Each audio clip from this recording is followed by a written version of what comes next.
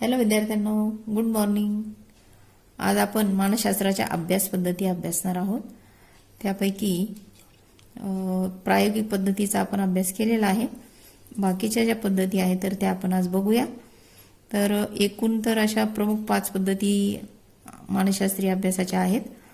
पहिली आहे प्रायोगिक पद्धत, दुसरी सर्वेक्षण पद्धत, तिसरी निरीक्षण पद्धत, चौथी वृत्तेतिहास पद्धत आणि 5वी सहसंबंध पद्धत. यापैकी प्रायोगिक पद्धत आपण पाहिलेली आहे. त्यामध्ये प्रायोगिक पद्धतीच्या पायऱ्या, त्याच्या महत्त्वपूर्ण संज्ञा, वैशिष्ट्ये याचा अभ्यास आपला झालेला आहे मागच्या क्लासमध्ये. आता आज पाहूया आपण सर्वेक्षण पद्धत. तर सर्वेक्षण पद्धत ही अशी संशोधन पद्धत आहे की जिच्याद्वारे निवडलेल्या प्रातिनिधिक गटाकडून किंवा नमुना गटाकडून तसेच राजकीय मते, ग्राहकांची पसंती यासारख्या विविध विषयांवर माहिती गोळा केली जाते. सर्वेक्षण पद्धतीत प्रश्नावली, पडताळणी यादी, पदनिश्चयन श्रेणी, शोधिका, मुलाखत या आधारे माहितीचे संकलन केले जाते. म्हणजे या वेगवेगळ्या तंत्राद्वारे संकलन करून माहिती गोळा करणं आणि नंतर त्याचा व्यक्तिवर्तनासाठी उपयोग करणं अशी ही सर्वेक्षण पद्धत आहे. या पद्धतीचा वापर सामाजिक मानसशास्त्रज्ञ, शैक्षणिक मानसशास्त्रज्ञ, औद्योगिक मानसशास्त्रज्ञ याचा वापर जास्त प्रमाणात करतात. ही पद्धत कमी खर्चिक आहे. त्याचप्रमाणे या पद्धतीमध्ये दूरध्वनी, ईमेल किंवा प्रत्यक्ष भेट यासारख्या साधनांचा वापर केला जाऊ शकतो. सर्वेक्षण पद्धतीचा वापर करून पुढील प्रमाणे काही वेगवेगळ्या विषयांचा अभ्यास केला जाऊ शकतो. जसं कार्यसमाधानाचे निर्धारक, त्याचबरोबर नोकरी करणाऱ्या स्त्रियांच्या समस्या, व्यायाम आणि शारीरिक स्वास्थ्य, विद्यार्थ्यांच्या गैरहजेरीची कारणे, व्यसनाधीनतेची कारणे, व्हर्च्युअल खेळाचे व्यसन वगैरे यासारख्या विषयांवर अभ्यास केला जाऊ शकतो. त्यासाठी सर्वेक्षण पद्धत उपयुक्त ठरते. त्यानंतर आहे तिसरी निरीक्षण पद्धत. तर वर्तनविषयक अभ्यास करण्यासाठी माहिती संकलनाची सर्वात सोपी आणि सर्वत्र वापरली जाणारी आणि सर्वमान्य अशी ही पद्धत आहे. याशिवाय मानवी वर्तनाच्या ज्या पैलूंचा प्रायोगिक पद्धतीद्वारे अभ्यास करणे शक्य नसते अशा पैलूंचा अभ्यास करण्यासाठी पण निरीक्षण पद्धत जास्त उपयुक्त ठरते. या पद्धतीद्वारे नैसर्गिक परिस्थितीत म्हणजे अनियंत्रित परिस्थितीत आणि नियंत्रित परिस्थितीत घडून येणाऱ्या वर्तनाचा हेतुपूर्वक अभ्यास केला जातो. अर्थात निरीक्षणाच्या या 2 पद्धतीद्वारे व्यक्ती व प्राणी वर्तनाचा अभ्यास केला जातो. या दृष्टीने निरीक्षण पद्धतीचे 2 भागात विभाजन केले जाते किंवा 2 प्रकार पडतात. एक नैसर्गिक निरीक्षण आणि दुसरं नियंत्रित निरीक्षण. नैसर्गिक निरीक्षण हे नैसर्गिक परिस्थितीत किंवा अनियंत्रित परिस्थितीत केले जाते. अशा अनियंत्रित परिस्थितीत केलेल्या निरीक्षणाला नैसर्गिक निरीक्षण असे म्हणतात. उदाहरणार्थ बाह्य वातावरणात केलेले निरीक्षण, तर प्राणी वर्तनाचा किंवा व्यक्ती वर्तनाचा अभ्यास या नैसर्गिक निरीक्षण पद्धतीद्वारे केला जाऊ शकतो. त्यानंतर दुसरी पद्धत आहे नियंत्रित निरीक्षण. तर नियंत्रित किंवा कृत्रिम परिस्थितीत घडून येणाऱ्या वर्तनाच्या निरीक्षणाला नियंत्रित निरीक्षण असं म्हणतात. म्हणजे प्रयोगशाळेमध्ये जे काही निरीक्षण केलं जातं ते नियंत्रित निरीक्षण या प्रकारचं असतं. निरीक्षण पद्धतीचा वापर कोण करतं? तर या पद्धतीचा वापर बाल मानसशास्त्रज्ञ, चिकित्सा मानसशास्त्रज्ञ, त्याचबरोबर सामाजिक मानसशास्त्रज्ञ हे या निरीक्षण पद्धतीचा मोठ्या प्रमाणावर वापर करतात. सुस्पष्ट हेतूने आणि सुनियोजित पद्धतीने वापर केला असता निरीक्षण पद्धत ही शास्त्रोक्त संशोधन पद्धत मानण्यात येते. अशा प्रकारे निरीक्षण पद्धत ही मानसशास्त्रीय अभ्यासातली अत्यंत महत्त्वाची आणि उपयुक्त, सोपी, सर्वमान्य अशी पद्धत आहे. त्यानंतर चौथी पद्धत आहे वृत्तेतिहास पद्धत. तर वृत्तेतिहास पद्धतीमध्ये प्रामुख्याने मानसशास्त्रज्ञाद्वारे वापरण्यात येणारी एक महत्त्वाची अशी वर्णनात्मक, संशोधनात्मक अशी अभ्यास करणारी ही पद्धत आहे. या पद्धतीचा वापर प्रामुख्याने डॉक्टर सिगमंड फ्राईड आणि जीन पियाजे यांनी मोठ्या प्रमाणावर केलेला आहे. मानसशास्त्रीय अभ्यास करण्यासाठी या शास्त्रज्ञांनी या पद्धतीचा जास्त वापर केलेला आहे. याचा वृत्तेतिहास पद्धत म्हणजे काय? तर एखाद्या व्यक्तीची, समूहाची किंवा घटनेची सर्वंकष माहिती देणारी अशी पद्धत म्हणजे वृत्तेतिहास पद्धत आहे. या पद्धतीत व्यक्तीचे सद्यस्थितीतील वर्तन जाणून घेण्यासाठी या पूर्वीच्या स्थितीतील वर्तन, घटना याविषयी माहिती संकलित केली जाते. ती माहिती पुढील संशोधनासाठी अधिक उपयुक्त ठरते. या दृष्टीने ही पद्धत म्हणजे शास्त्रीय पद्धत आहे. या पद्धतीत संशोधक हे एखाद्या व्यक्तीच्या सद्यस्थितीतील मानसिक स्थितीचा अभ्यास करण्यासाठी कौटुंबिक सदस्य, मित्र, नातेवाईक, समवयस्क, सहकारी यासारख्या संबंधित सर्व व्यक्तींकडून त्या व्यक्तीची सखोल माहिती मिळवतात. त्यासाठी संशोधक हे प्रत्यक्ष निरीक्षण, मुलाखत, मानसशास्त्रीय चाचण्या इत्यादी तंत्राचा वापर करतात. तर अशा प्रकारे वृत्तिइतिहास पद्धतीद्वारे अभ्यास केला जातो. व्यक्तिवर्तन अभ्यास करण्यासाठी महत्वाची उपयुक्त पद्धत. मानसशास्त्राच्या अभ्यास पद्धतीतील 5वी अभ्यास पद्धत आहे सहसंबंध अभ्यास पद्धत. 2 किंवा अधिक परिवर्त्यामधील संबंध तपासून पाहण्यासाठी किंवा 2 चलांमधील संबंध समजावून घेण्यासाठी सहसंबंध हे संख्याशास्त्रीय साधन किंवा तंत्र आहे. अशा अभ्यासाला सहसंबंध अभ्यास म्हणतात. सहसंबंध अभ्यास म्हणजे काय, तर 2 चल किंवा परिवर्तीय घटकांमधील सहसंबंध मोजण्यासाठी वापरण्यात येणारी संख्याशास्त्रीय पद्धत म्हणजे सहसंबंध होय. जेव्हा एका चलातील बदल दुसऱ्या चलातील बदलास कारणीभूत ठरतो तेव्हा त्या 2 चल घटकांमध्ये परस्परावलंबन असल्याचे स्पष्ट होते. या परस्परावलंबनाला सहसंबंध असं म्हणतात. उदाहरणार्थ, कौटुंबिक वातावरण हे शैक्षणिक अभ्यासाला प्राधान्य देणारे असेल तर अशा कुटुंबात राहणाऱ्या मुलाचा बौद्धिक विकास, शैक्षणिक संपादन हे उत्तम दर्जाचे असते. म्हणजे वातावरण जितकं चांगलं तितकं त्या बालकाचा किंवा त्या व्यक्तीचा बौद्धिक विकास चांगला होतो. असा या 2 घटकांचा, वातावरण आणि शैक्षणिक संपादन या 2 घटकांमध्ये आपल्याला असा संबंध स्पष्ट होतो. 2 चलामधील सहसंबंध हे सहसंबंध गुणकाद्वारे मोजले जाते. सहसंबंध गुणकाचे मूल्य -1.00 ते +1.00 या दरम्यान असते. म्हणजे मायनस किंवा प्लस हे चिन्ह 2 चलांमधील सहसंबंधाचे सामर्थ्य स्पष्ट करते. सहसंबंधाचे 3 प्रकार पडतात. तर ते पुढील प्रमाणे आहे. म्हणजे एक धन सहसंबंध, दुसरं ऋण सहसंबंध आणि तिसरं शून्य सहसंबंध. तर धन सहसंबंध म्हणजे काय, तर जेव्हा 2 चलांमध्ये किंवा परिवर्त्यांमध्ये एकाच दिशेने बदल होतो तेव्हा त्या 2 चलांमध्ये सहसंबंध असल्याचे म्हटले जाते. म्हणजेच 2 चल किंवा परिवर्त्यापैकी एकाचे मूल्य वाढले की दुसऱ्याचे मूल्य वाढते. तसेच एका परिवर्त्याचे मूल्य कमी झाले की दुसऱ्या परिवर्त्याचे मूल्य कमी होते. असं याला धन सहसंबंध असं म्हणतात. उदाहरणार्थ, सराव आणि प्रत्यावान गुणांक, उंची व वजन, कुटुंबाचे उत्पन्न आणि चैनीच्या वस्तूंच्या खरेदीवर होणारा खर्च या दोन्ही घटकांमध्ये परस्पर संबंध असल्याचं वाटतं, म्हणजे स्पष्ट होतं. म्हणजे एका घटकामध्ये वाढ झाली की दुसऱ्या घटकामध्ये वाढ होते. त्या अनुषंगाने याला धनात्मक सहसंबंध असं म्हणतात. तर या धनात्मक सहसंबंधाच्या गुणकाचे मूल्य 0.00 ते +1.00 या दरम्यान असते. अशा प्रकारे धनात्मक सहसंबंधाचे मूल्य मापन केले जाते. त्यानंतर आहे ऋण सहसंबंध. जेव्हा 2 चलांमध्ये किंवा परिवर्त्यांमध्ये विरुद्ध दिशेने एका चलात वाढ व दुसऱ्या चलात घट होते किंवा एका चलात घट आणि दुसऱ्या चलात वाढ होते, असा जेव्हा बदल होतो तेव्हा त्या 2 चलामध्ये ऋण सहसंबंध असल्याचे स्पष्ट होते. जसं व्यायामाचं प्रमाण आणि शरीरातील मेद किंवा फॅटचं प्रमाण, त्याचबरोबर व्यक्तीचं वय आणि निद्रेच्या समस्या. जर का व्यायामाचं प्रमाण कमी केलं तर शरीरातील फॅटचं प्रमाण वाढतं. व्यक्तीचं जर वय वाढलं तर निद्रेच्या समस्या त्याच्या वाढतात, म्हणजे त्याची निद्रा कमी होते. ऋण सहसंबंधात सहसंबंध गुणकाचे मूल्य 0.00 ते -1.00 या दरम्यान असते.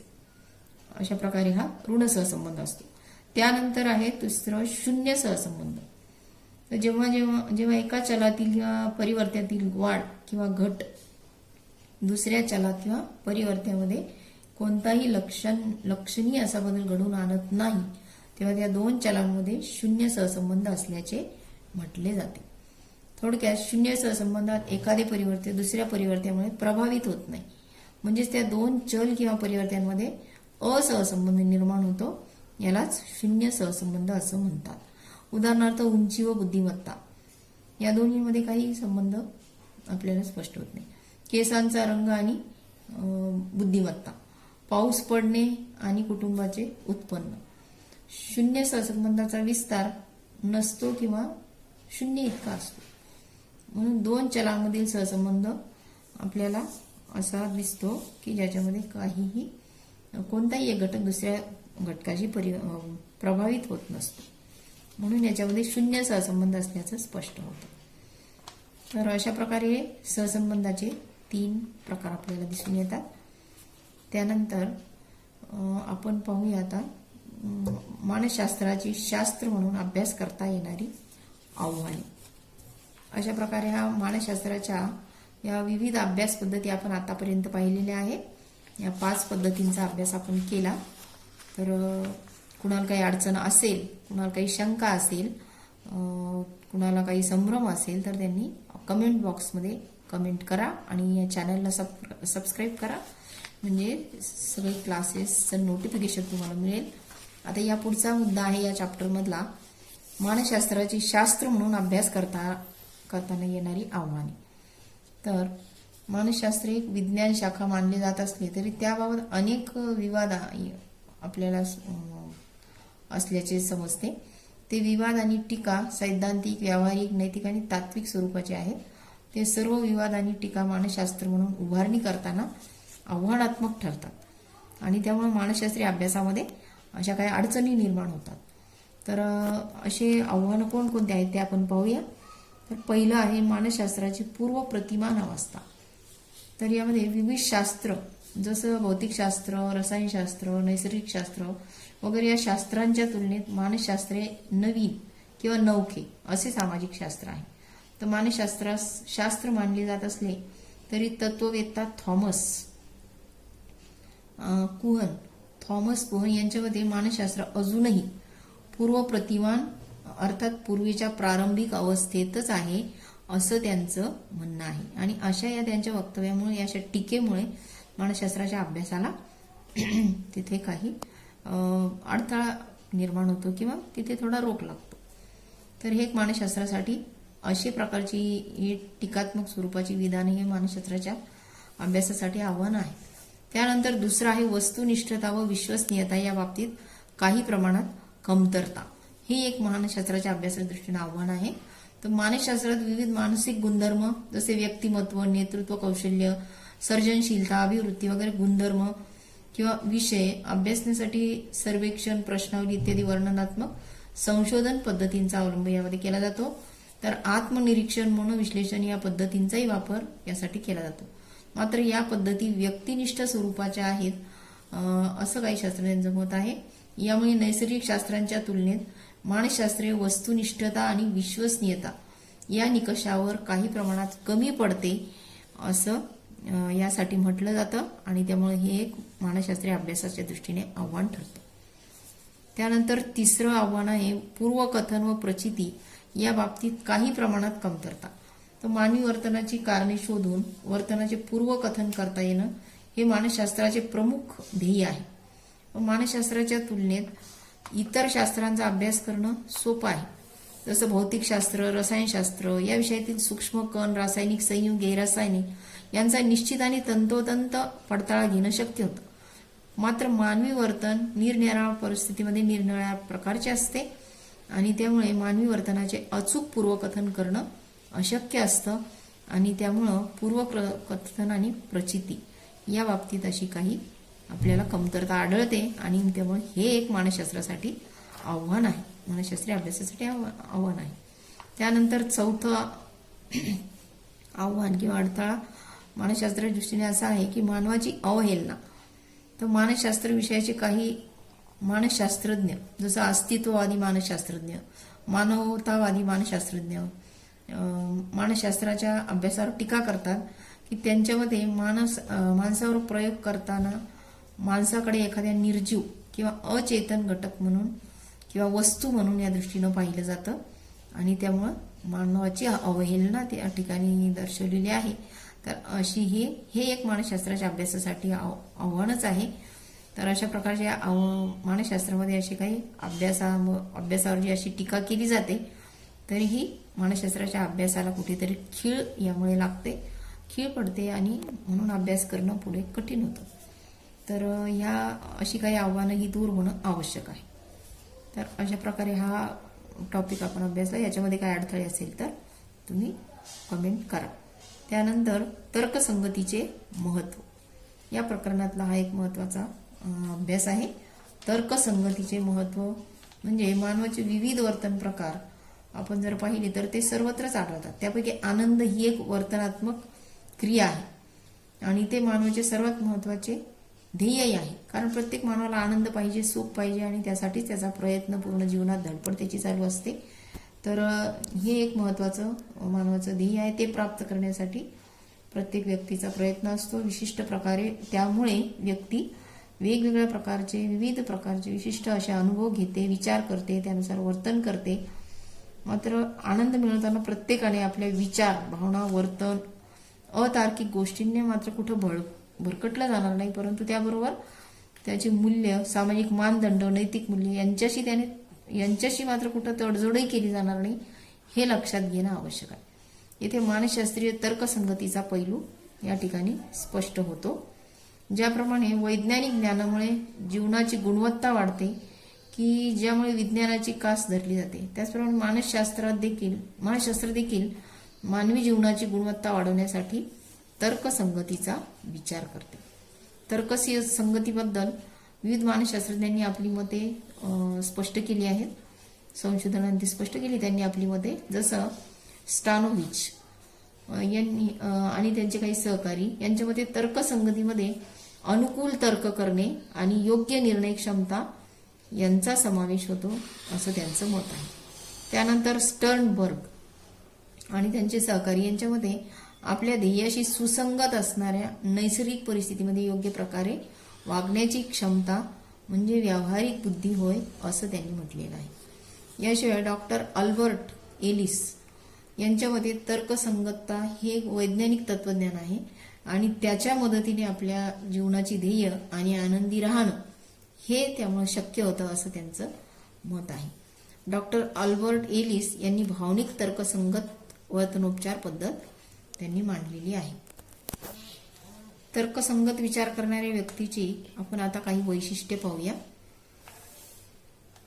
तर यामध्ये सर्वात पहिलं वैशिष्ट्य आहे स्व आवड आणि सामाजिक आवड ही समजून घेणं. तर तर्कसंगत भावनिक वर्तनोपचार पद्धतीनुसार स्व आवडी सांभाळणं व इतरांच्या आवडी ओळखणं, समजणं हे तर्कसंगतीने विचार करणारे लोकच जाणतात. याशिवाय कशामुळे त्यांचा विकास होऊ शकतो हे जाणतात. या निर्णयाची जबाबदारी ते स्वीकारतात. त्याचप्रमाणे इतर व्यक्तींचे अधिकार दुर्लक्षले जाणार नाहीत याचीही काळजी घेतात. समाज रक्षणासाठी ते मदत करतात. तर त्यामुळे हे एक तर्कसंगत विचार करणाऱ्या व्यक्तीचं एक वैशिष्ट्य आहे की ते स्वतःच्या आवडीनिवडी तर जाणतातच, परंतु इतरांच्याही आवडीनिवडी समजून घेण्याचा त्यांचा प्रयत्न असतो. तर हे एक त्यांचं चांगलं महत्त्वाचं वैशिष्ट्य आहे. त्यानंतर दुसरं आहे वैशिष्ट्य स्वनिर्देश. म्हणजे तर्कसंगतीने विचार करणारे लोक स्वतःच्या जीवनाची जबाबदारी स्वतः प्राथमिकतेने उचलतात. इतरांकडून अतिरिक्त आधार, पोषणाची गरज किंवा मागणी ते मात्र करत नाहीत. हे एक या तर्कसंगत विचार करणाऱ्या व्यक्तीचं एक चांगलं महत्त्वाचं वैशिष्ट्य आहे. त्यानंतर सहनशीलता हे एक वैशिष्ट्य आहे. तर्कसंगत विचार करणारे लोक हे सहनशील असतात. सहनशील म्हणजे स्वतःपेक्षा वेगळे असणारे, इतरांचे वर्तन आणि श्रद्धा मान्य करण्याची त्यांची तयारी यामध्ये आढळते. तर्कसंगत विचार करणाऱ्या व्यक्ती ह्या चुका करणं हा स्वतःचा आणि इतरांचा अधिकार आहे असे ते मान्य करतात. हे एक त्यांचं वैशिष्ट्य आपल्या यावरून दिसून येतं, सहनशीलता.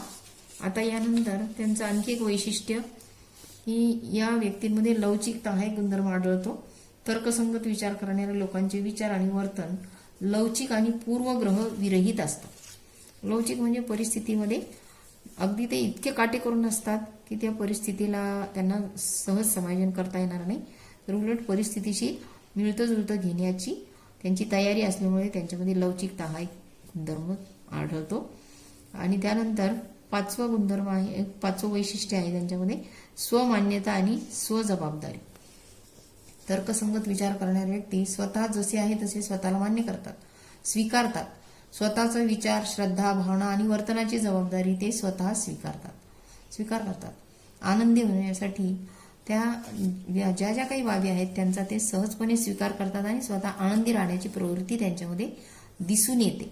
हे या सर्व तर्कसंगत असणाऱ्या व्यक्तींचं वैशिष्ट्य आहे.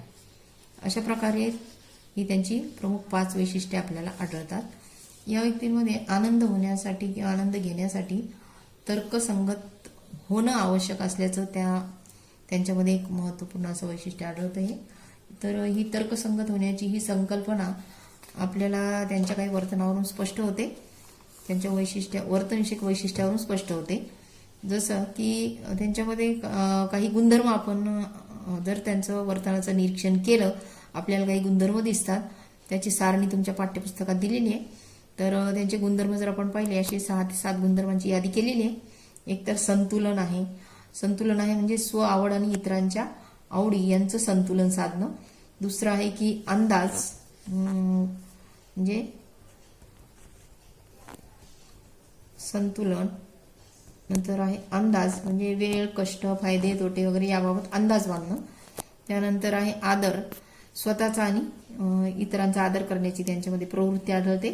त्यानंतर संलग्नता, इतरांशी सकारात्मकतेने संलग्न होण्याची त्यांच्यामध्ये आपल्याला वृत्ती दिसून येते.